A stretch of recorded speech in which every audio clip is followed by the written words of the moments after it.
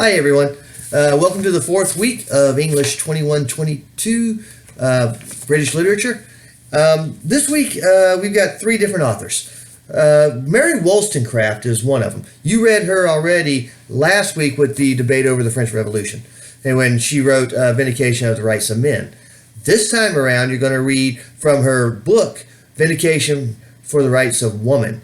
It's a long book, but I'm only having you read 7 pages of it, and this is why it's important that you have your textbooks by now. Because rather than trying to guess what it is that you have to read in that big old long book, if you can find a copy of it online, in the textbook you get the exact pages that you're going to need to know in order to do well. So Vindication of the Rights of Woman, the dedication to Talleyrand Perigord, and then the introduction. That's all you really need to read. Even in the textbook, it goes on for more pages than that, but the vindication letter and the introduction should be all you really need to get the idea of what her argument is for educating women on the same level as men, or educating little girls on the same level as little boys, so they can make better wives and mothers later in life. You're going to read 2 poems by William Blake. And William Blake was a very unique individual. He was an artist first and a writer second.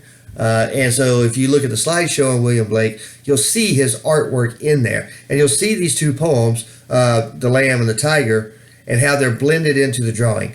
That's how he wanted to be remembered. As it turns out, we still read his poetry as well. And these come from 2 different books, Songs of Innocence and Songs of Experience.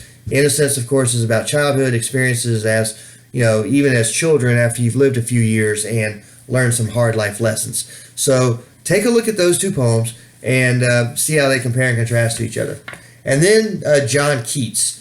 John Keats died at a very young age, which is ironic because he was obsessed with immortality. He was obsessed with eternal life. And both of these poems you're going to read by Keats are going to show that. So the Elgin Marbles one, this literally comes from what marble engravings, if you will, that were the facade of that big famous Greek building, the Parthenon. So off the Greek Parthenon, a guy named Elgin went in there and saw that they were kind of falling apart, so he stole them from Greece and brought them back to England, where they still reside to this day. If you go visit the Parthenon in Greece, they have a building set up ready to get these Elgin marbles back, but England has refused to let go of them. Then you've got the Ode on a Grecian Urn. This has one of the most famous lines in poetry at the very end about truth and beauty being similar, and you'll see with that quote when you get there.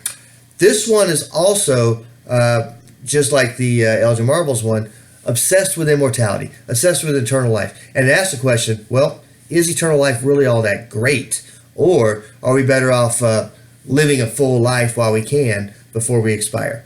And so you'll see that in that poem. So 3 different authors, 1 reading quiz, and then you'll have 1 response paper depending on which one of the 3 authors you want to write on.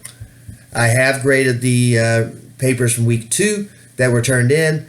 You'll need to look at those so that you can see what my comments are. Pay attention to those comments. Those comments will help you get higher grades in future weeks. And I can always tell who reads those comments and makes the adjustments that are necessary to get higher grades and who ignores them. So if you care about your grade, take the time to read my comments and see what you can do about raising the grade on those postings every week.